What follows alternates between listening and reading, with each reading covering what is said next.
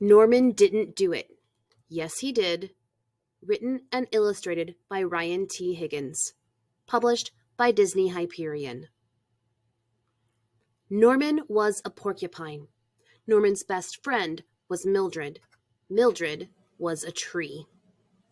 Norman and Mildred did everything together. Strike one! Bounce. Chip, chip. You're right, Mildred. It is a little yellow-bellied sapsucker. I love playing tree together. Yay! You win! Norman was happy with the way things were.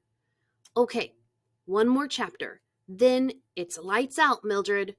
Norman and Mildred. Mildred and Norman. Just the two of them. Until one day, pop, there was someone else. And who is that? It was another tree.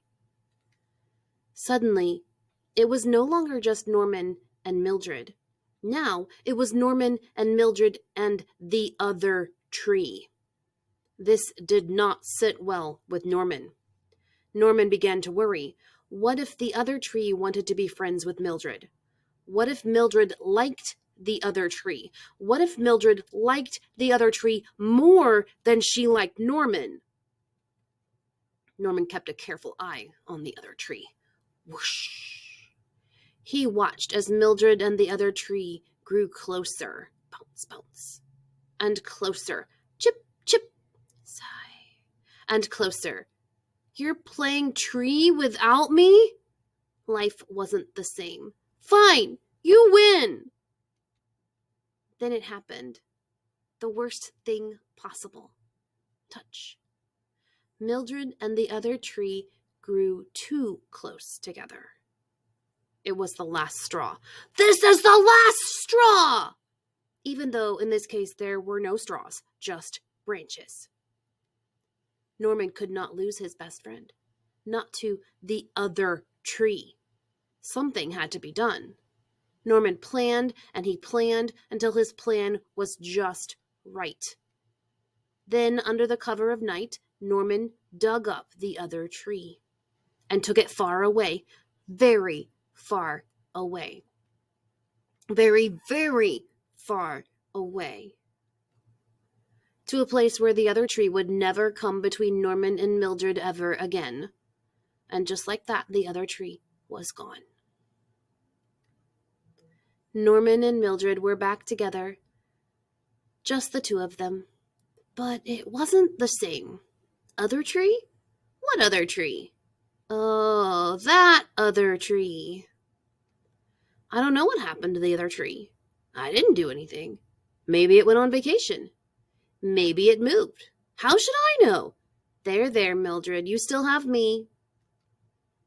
Soon, Norman started to think about Mildred without her new friend. Norman started to think about the other tree, all alone out there.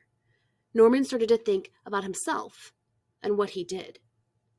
What if someone had seen him? Let's think. There was no moon. There were the stars. There was the grass. And the trees. Oh no! The trees! What if they saw me? What if one tree tells another tree, who tells another tree, who tells another tree, who tells Mildred? What am I going to do? What have I done? What if digging up your friend's friend in the middle of the night and taking that friend very, very far away was not the right thing to do? What if it was the wrong thing to do? Stop staring at me, Mildred! Trip, thud. Norman had hit rock bottom. I have hit rock bottom! Something had to be done. Norman planned, and he planned again. Then he went back to where he had left the other tree to try and undo what he had done. Yes, you're right, I went a little overboard, but in my defense, you were touching branches. Norman knew life was going to be different. Look who's back, Mildred! Pat, pat, pat. And that was okay. He might even like it. Norman and Mildred and the other tree. Just the three of them. And who is that?